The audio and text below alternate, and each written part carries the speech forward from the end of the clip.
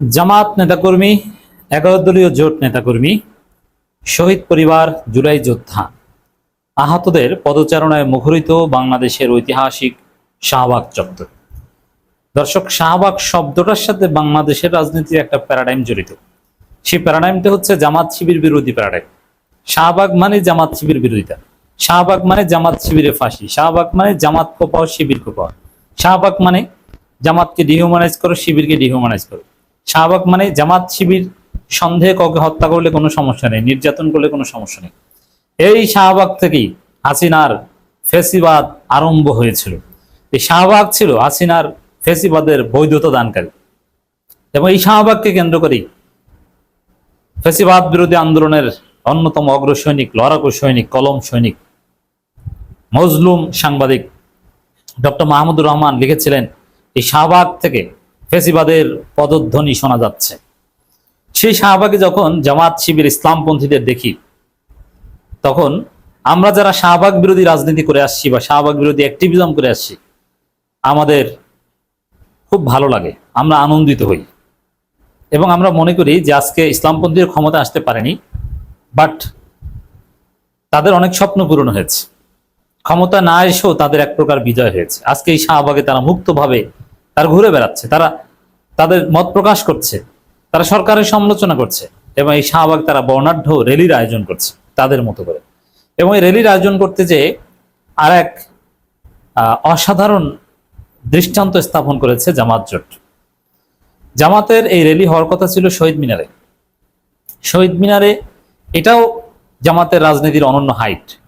সেই 2021 সাল থেকে আমরা বলে আসছি যে জামাতকে শহীদ মিনারে যেতে হবে, শিবিরকে শহীদ মিনারে যেতে হবে। রাজনীতিতে মেইন স্ট্রিম হতে হলে আপনাকে প্রেস ক্লাব, শহীদ মিনার, এইসব জায়গায় যেতে হবে। এবং শাহবাগে, বাংলাদেশের রাজনীতিতে শাহবাগ, রাজু ভাস্কর্য, অপরাজেয় বাংলার পাদদেশ, মধুর ক্যান্টিন, শহীদ মিনার। শহীদ মিনার শুধু জাতীয় শহীদ মিনার না, সারা দেশে শহীদ মিনার রয়েছে এবং সারা দেশে প্রেস ক্লাব রয়েছে।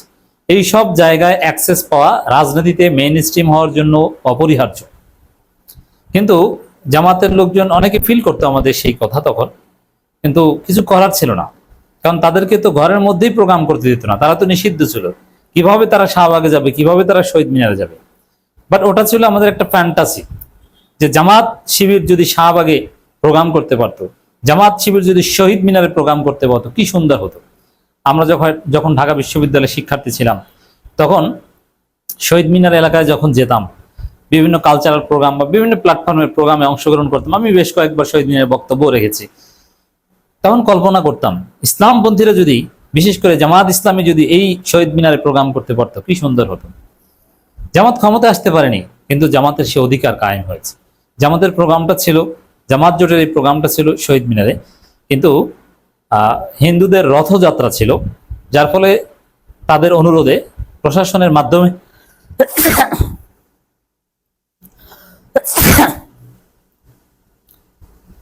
মাধ্যমে তাদের অনুরোধে জামাত শহীদ মিনার থেকে প্রোগ্রাম শাহবাগে নিয়ে গেছে। অথচ এইসব ক্ষেত্রে কিন্তু চাইলে জামাতের মতো শক্তিশালী দল বাড়াবাড়ি করতে পারত, কিন্তু না, তারা তাদের অনুরোধে শহীদ মিনার থেকে শাহবাগে গিয়েছে।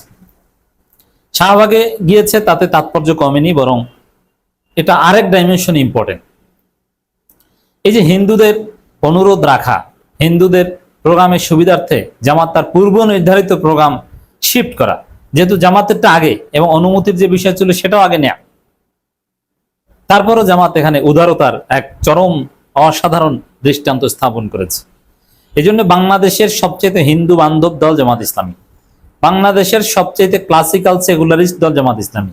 এখানে সেকুলারিস্ট বললাম, এটা অন্যভাবে কেউ নেন না।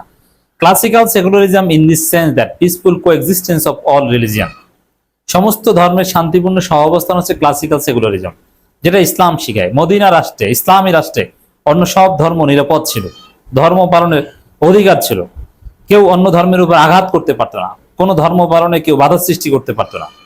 কিন্তু হিন্দুত্ববাদী যে ইন্ডিয়ান সেকুলারিজম, গান্ধীবাদী সেকুলারিজম, ওই সেকুলারিজমের একদম ইসলাম বিরোধী, ওটা হারাম।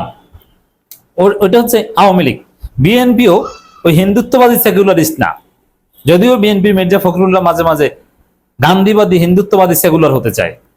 তো দর্শক, জামাত জোট 11 দলীয় জোট শহীদ পরিবার এবং জুলাই যোদ্ধাদের নিয়ে, আহতদের নিয়ে এই অসাধারণ বর্ণাঢ্য র্যালির আয়োজন করেছে।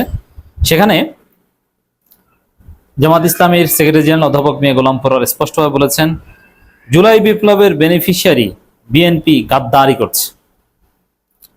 আজকে জুলাই বিপ্লবের ঐতিহাসিক এই গুরুত্বপূর্ণ দিনে 16 জুলাই অত্যন্ত তাৎপর্যপূর্ণ ছিল। এই গুরুত্বপূর্ণ দিনে জামাত এনসিপি দেশব্যাপী বিভিন্ন প্রোগ্রাম করে যে বার্তা দিয়েছে তার সার কথা অধ্যাপক মিয়া গোলাম পরোয়ার যা বলেছেন সেটা হচ্ছে বিএনপি জুলাই বিপ্লবের বেনিফিশিয়ারি এবং তারা গাদ্দারি করেছে। কিভাবে গাদ্দারি করেছে? সহজ হিসাব, তারা গণভোটের রায় মানছে না, যে গণভোট হয়েছে জুলাই বিপ্লবের প্রেক্ষাপটে, এবং জুলাই বিপ্লবের ধারক বাহক জুলাই সনদ তারা মানছে না, এবং তারা বলছে এটা আমরা জুলাই সনদে সাইন করেছি বা এগুলো মেনে নিয়েছি যাতে নির্বাচন হয় এই জন্য, কিন্তু আসলে মন থেকে মানেনি। জুলাই সনদে যা লেখা সংবিধান সংস্কার পরিষদের শপথ নিতে হবে, বিএনপি নেয়নি, প্রকাশ্যে সুস্পষ্টভাবে এই জুলাই সনদের বিরুদ্ধে বিএনপি অবস্থান নিয়েছে, নিজেদের মতো করে গায়ের জোরে ব্যাখ্যা দিচ্ছে। তো দর্শক, মিয়া গোলাম পরোয়ার আরো বলেন, জুলাই বিপ্লবের বেনিফিশিয়ারি বিএনপি, সেই বিএনপি মন্ত্রী এমপিরা জুলাইকে আননেসেসারি বলে জুলাই বিপ্লবকে অস্বীকার করছে। পার্লামেন্টে দাঁড়িয়ে বিএনপির এমপি বলছেন যে এই জুলাই সনদ এটা আননেসেসারি, এবং বিএনপির এমপি ফজলুর রহমান প্রতিনিয়ত জুলাইকে যেভাবে কটাক্ষ করছেন, গালাগালি করছেন, জুলাইকে সন্ত্রাস বলছেন এবং আওয়ামী ন্যারেটিভ প্রচার করছেন বিএনপির মন্ত্রী হয়ে, যে জুলাইতে পুলিশ হত্যা হয়েছে, মানুষ এখানে বিপ্লব বা যারা বিপ্লবীদের পক্ষে কোনো কথা বলেন না, সেই ফজলুর রহমান ওরফে ফজু পাগলা তার বিরুদ্ধে বিএনপি কোনো ব্যবস্থা নিয়েছে? এবং নীলুফার চৌধুরী মনি বিএনপির সংরক্ষিত মহিলা আসনের এমপি, তিনি স্পষ্টভাবে বলেছেন যে পুলিশের হাতে স্নাইপার ছিল না, তাহলে স্নাইপার দিয়ে মানুষ হত্যা করেছে কারা? এর মানে জুলাই বিপ্লব একটা ষড়যন্ত্র, বিদেশ থেকে বিপ্লবীরা লোক ভাড়া করেছে, ইউনুসের মেটিকুলাস ডিজাইন। এগুলো কি?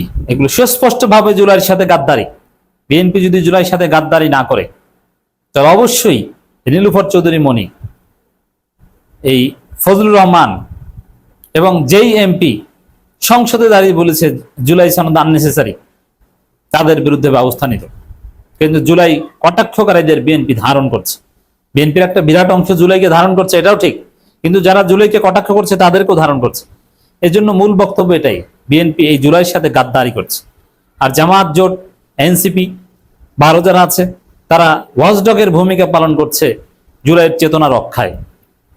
মোটের উপরে এই র্যালি পূর্ব সমাবেশে গোলাম পরোয়ার, দেশে আসাদুজ্জামান ফুয়াদ থেকে শুরু করে এনসিপি নেতৃবৃন্দ যে বক্তব্য দিয়েছেন, সেই বক্তব্যের সার কথা তাৎপর্য এটাই যে বিএনপি জুলাইয়ের সাথে প্রতারণা করছে, গাদ্দারি করছে।